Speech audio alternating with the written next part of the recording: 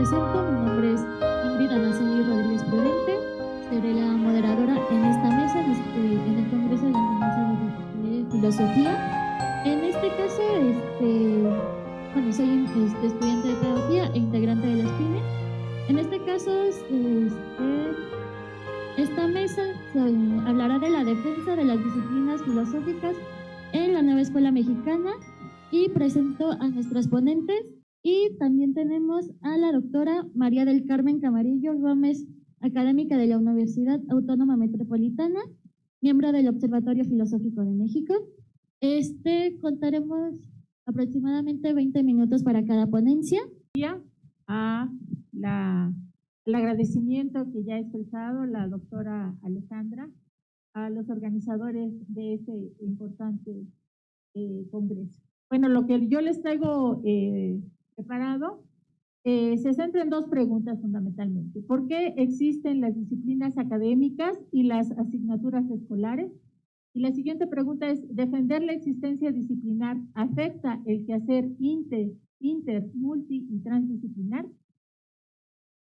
¿Por qué estamos discutiendo ahora la pertinencia de la enseñanza disciplinar?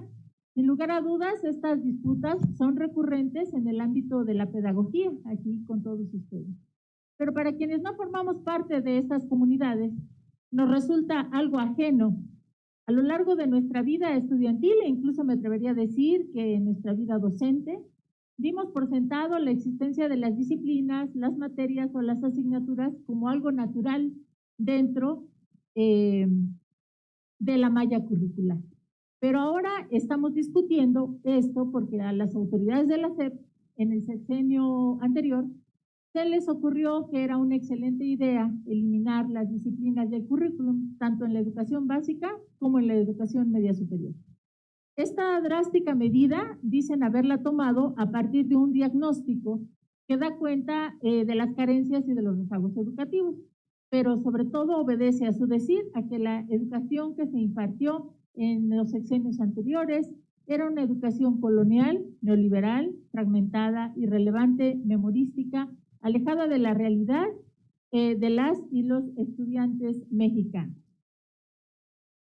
En el rediseño curricular en la educación media superior a principios del 2020 que se dio a conocer, un sector de la comunidad filosófica del país, tuvimos reuniones con el subsecretario de Educación Media Superior, con la encargada del desarrollo curricular y con la secretaria de Educación, la maestra Leticia Ramírez, donde le expresamos nuestras preocupaciones sobre la eliminación de las disciplinas filosóficas. No fuimos escuchados, también enviamos cartas y documentos y publicamos desplegados señalando puntualmente nuestras observaciones, pero también fuimos ignorados. El nuevo marco curricular común, pues se publicó el 2 de septiembre del 2022 sin cambios sustanciales, concretando así la eliminación de las disciplinas filosóficas e incluyendo en su lugar 3 materias, entre comillas, llamadas Humanidades 1, 2 y 3 para ser abordadas de forma transversal. Pasamos al primer punto, la reforma de la NEP y su falso diagnóstico. Si bien son muchos los materiales consultados, podemos decir que podemos encontrar elementos en común. En todos, el diagnóstico es inexistente. Los presupuestos se centran en afirmar que la educación en México antes del 2018, como ya hemos señalado, era colonial, neoliberal, fragmentaria, memorística, acumulativa, acrítica, patriarcal, clasista y racista. Motivo por el cual se requería una educación que partiera de la comunidad, que recuperara sus saberes y que reivindicara sus orígenes.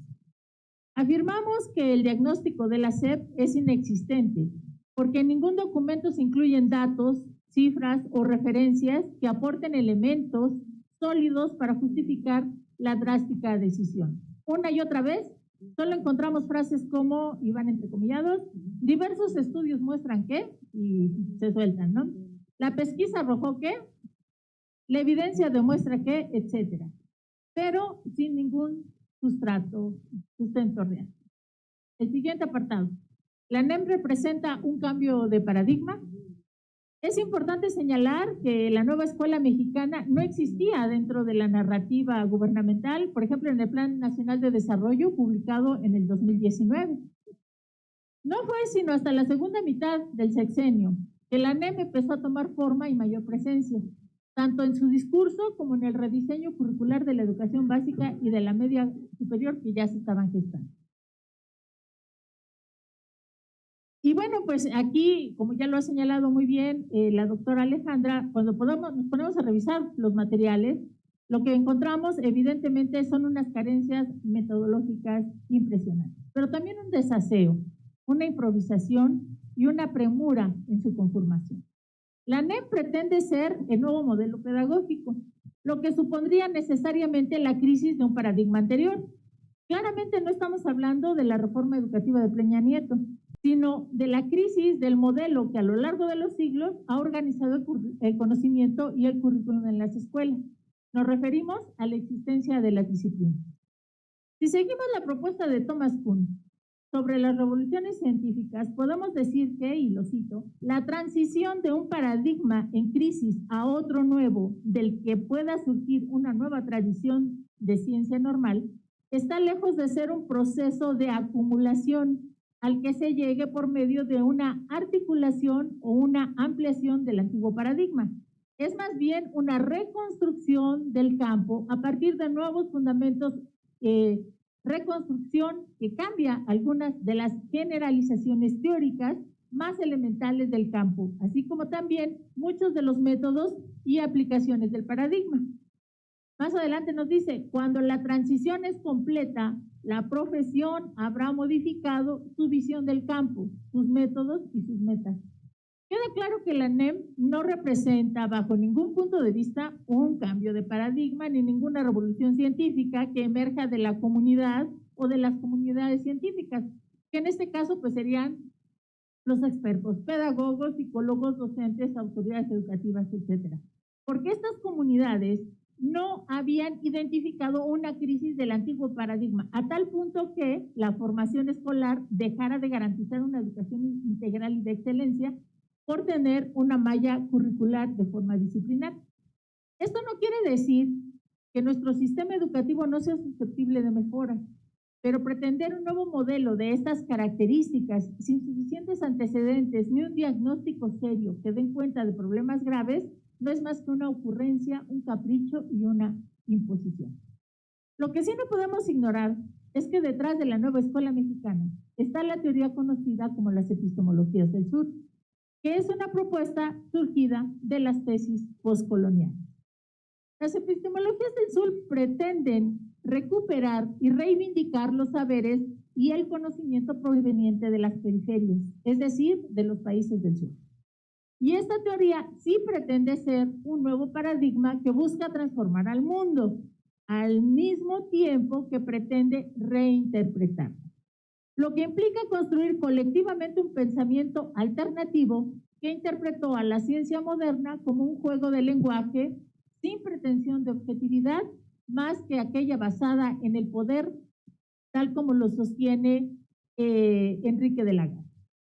La epistemología del sur evoca necesariamente otras ontologías, revelando diferentes maneras de ser, las de los pueblos oprimidos y silenciados, pueblos que han sido radicalmente excluidos de las maneras dominantes del ser y del conocer.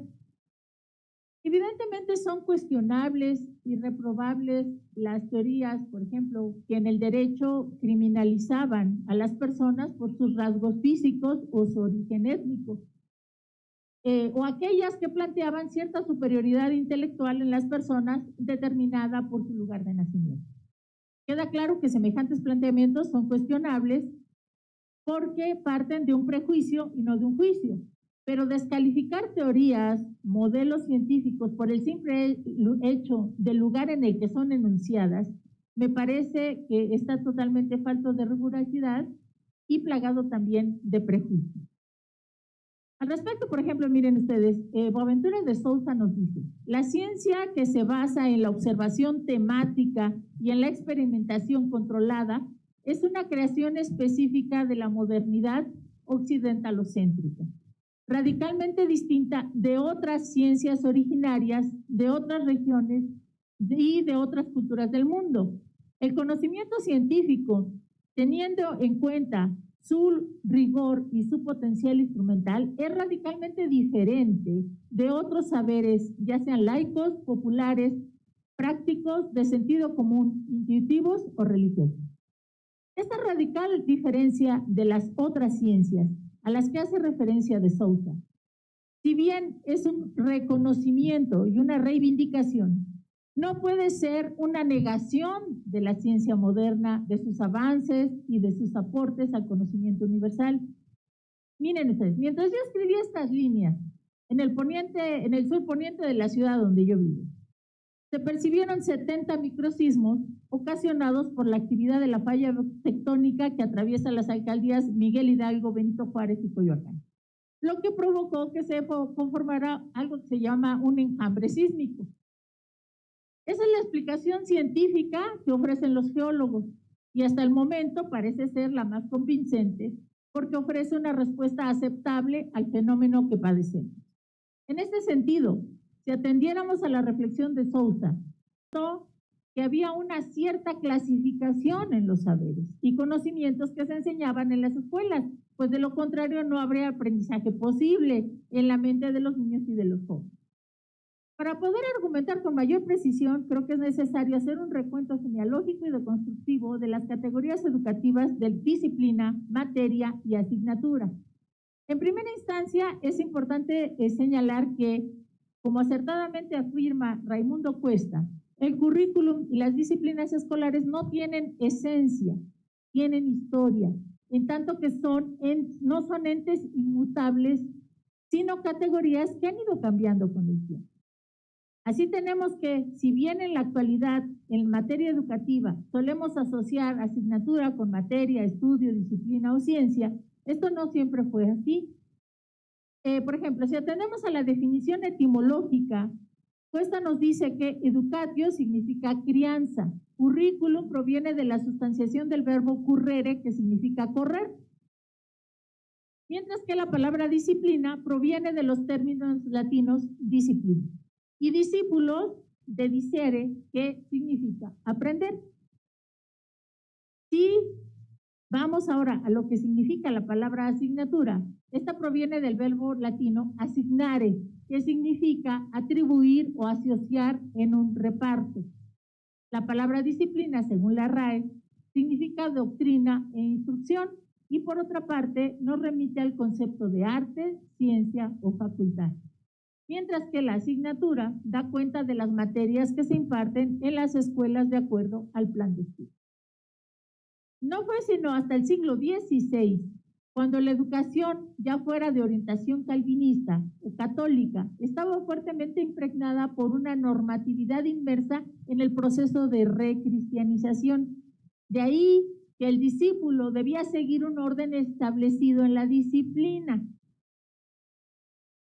Las materias o las cátedras reguladas por rigurosos códigos normativos, y por ello se les empezó a llamar disciplina, justamente en el siglo XVI. El currículo se convierte en una estructura organizativa de las instituciones educativas, y las disciplinas entonces en este sentido y en esta época, ¿no?, empiezan a adquirir una carga coercitiva. ¿Okay? Yo me salto un montón de cosas que no les voy a platicar aquí, porque si no, voy a estar aquí presente.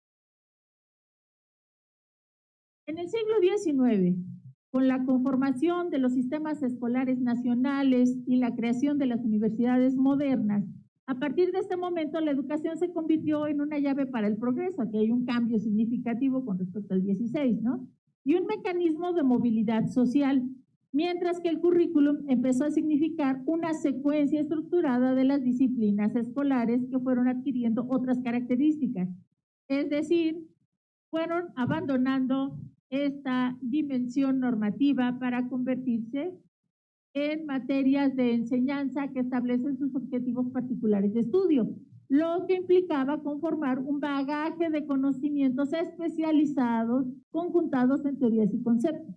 En la actualidad, las disciplinas académicas se definen como categorías organizadoras que determinan la especialización del conocimiento y del trabajo.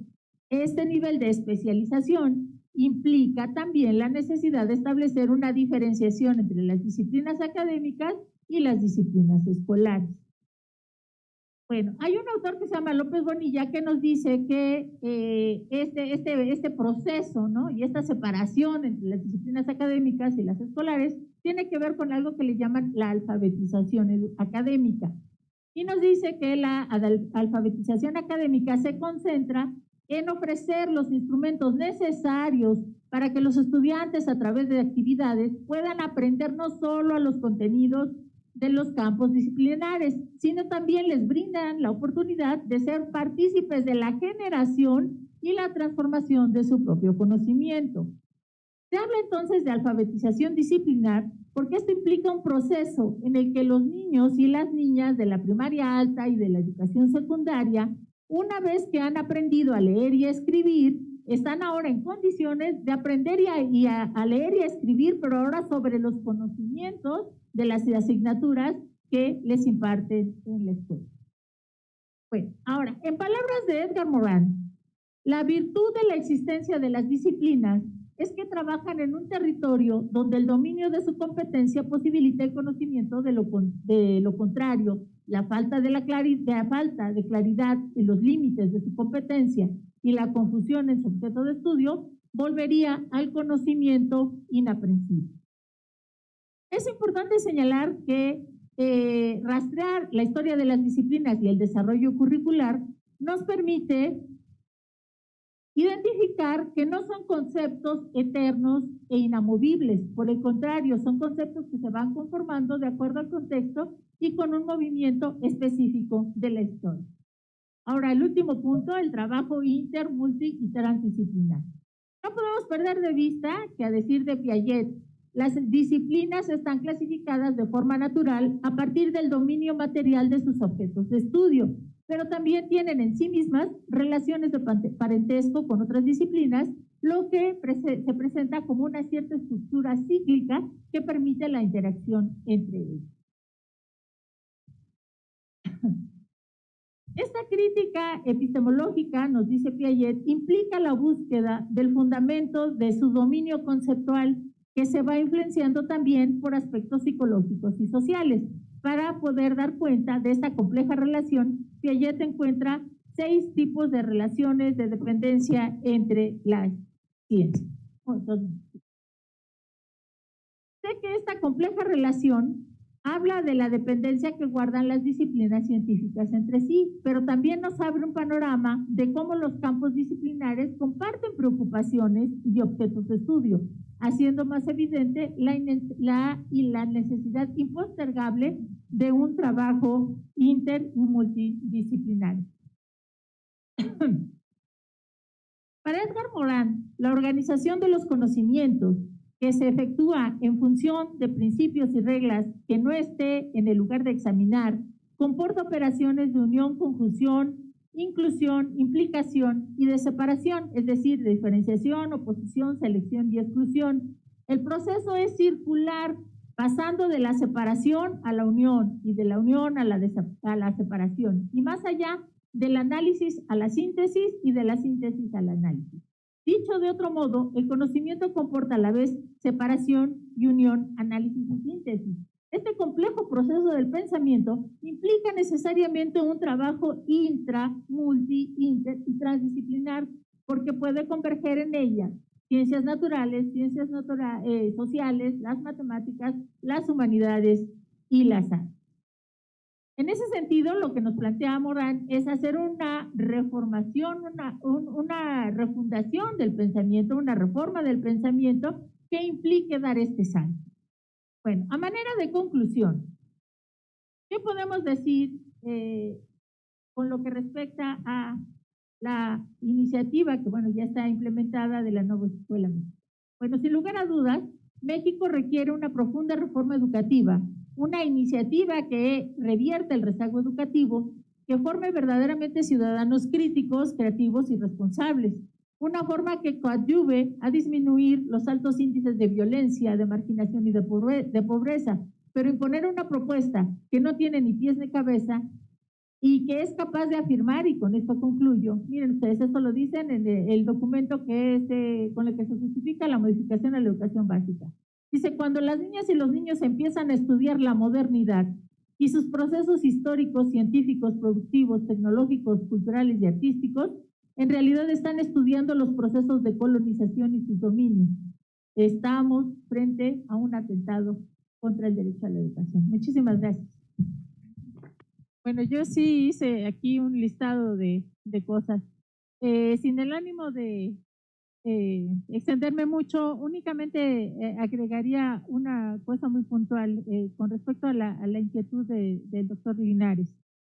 Si nos preguntamos qué consecuencias tendría la eliminación de las disciplinas, ¿no? Y cómo se aplicaría esto, por ejemplo, en el tránsito de la primaria a la secundaria, o de la secundaria al bachillerato, del bachillerato a la licenciatura o al posgrado, pues, es donde creo que se presentan los problemas.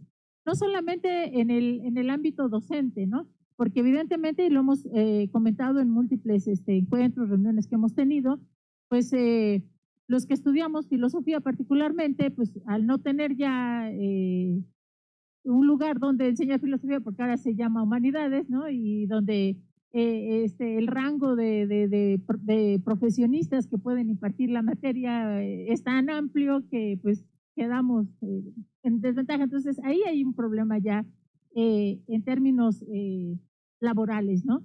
Pero también los estudiantes que de alguna manera, no sé por qué razón, porque con las progresiones estaría complicado, pero puede ser, ¿no? Algo extraordinario, que se sientan motivados a estudiar algo, ellos van a saber que se llama humanidades, pero lo van a buscar y no hay esa opción, ¿no? Entonces está como complicado. Y lo otro que también implica algo complejo, cuando yo me puse a revisar esto de Moran sobre la reforma del pensamiento, ¿no? Él plantea algo que a mi juicio es utópico y algo muy difícil de ponerse en práctica, ¿no? Que es esto de que hasta las universidades tendrían que dejar las carreras como las conocemos y trabajar interdisciplinariamente como pudiera ser la ecología, dice él, ¿no?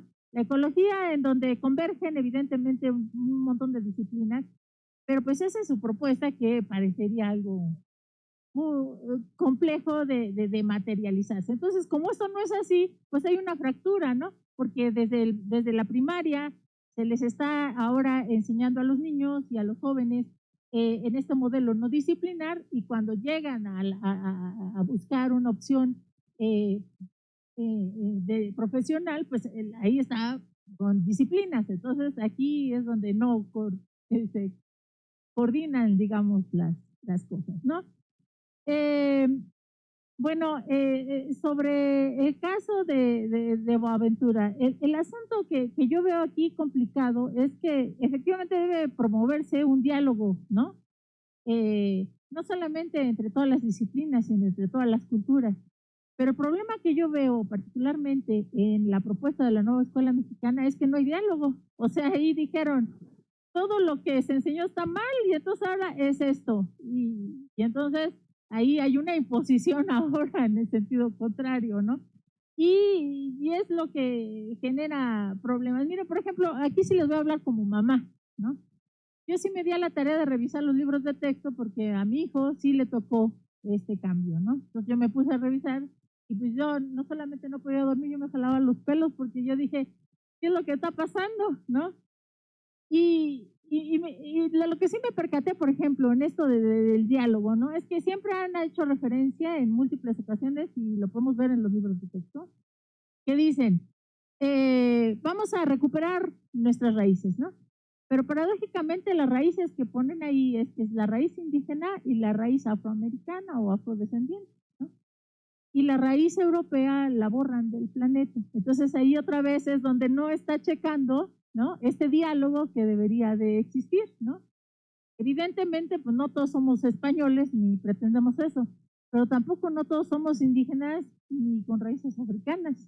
Entonces, si uno le llega con eso a los niños, pues los niños lo van a mandar al diablo. Y se los digo porque lo veo todos los días con mi hijo y sus amigos, ¿no? O sea, no les estoy inventando nada, ¿no?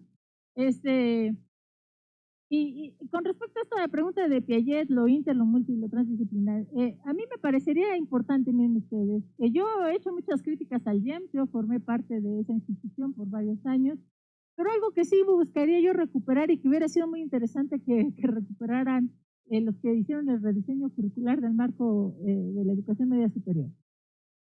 Ahí hay un modelo muy interesante de trabajo multidisciplinario, ¿no? Los profesores que impartimos clases de distintas disciplinas nos reunimos, ¿no? Al tal grupo, ¿no? Tenemos 5 grupos y esos 5 grupos convergemos nosotros como docentes. Bueno, entonces se plantea un tema o un problema y que se aborde entre las distintas disciplinas. Ese me parece un trabajo más disciplinario, multidisciplinario, transdisciplinario e interdisciplinar que lo que están proponiendo ahora con esta idea de la transversalidad, ¿no? Y que hubiera sido importante que hubieran recuperado, ¿no? Ahora, con respecto a lo de la formación de los profesores y de los niños, bueno, con esto sí. ¿Qué pasa con la formación de los profesores? Los profesores están siendo formados disciplinarmente. Y entonces, ¿cómo se aterriza esto? No sé, ¿no? Ahora, finalmente, ya para terminar. El caso de los proyectos, ¿no? Es decir, evidentemente la profesora dice con mucha precisión que se les propone leer, argumentar, escribir y todo esto a partir de sus vivencias. El problema es que no se les enseña a argumentar, no se les enseña cuáles son las reglas para argumentar, no se les enseña cuáles son las maneras en que se va a dar esta comunidad de discusión y de análisis, que sí se le hubiera dado la filosofía para niños. Tampoco se les enseña a escribir. Ahora ya se ha eliminado todo el español, ¿no? Todas las reglas gramaticales, la conjugación de los verbos, la ortografía, ahora pueden escribir como quieran. Y entonces el problema es que van a escribir, pues vaya usted a saber, su mamá le va a enseñar. Si yo les enseñara los chats, y no es una cuestión clasista ni nada, si yo les enseñara los chats de los papás, se van a espantar de la manera como escriben los papás. Entonces, ¿qué es lo que van a aprender en su comunidad? Yo no tengo idea, ¿no? Y nada más a ver si ya lo último. Dice la profesora, y tiene razón, pues a los niños se les enseña a aplicar la aritmética, el problema es que también la eliminaron. Entonces, ¿cómo van a saber cuánto gasta la mamá en la compra de la canasta básica si ni siquiera saben sumar ni restar ni multiplicar? Entonces, ante esta situación estamos y pues esto sí es lo que estamos padeciendo. Muchas gracias.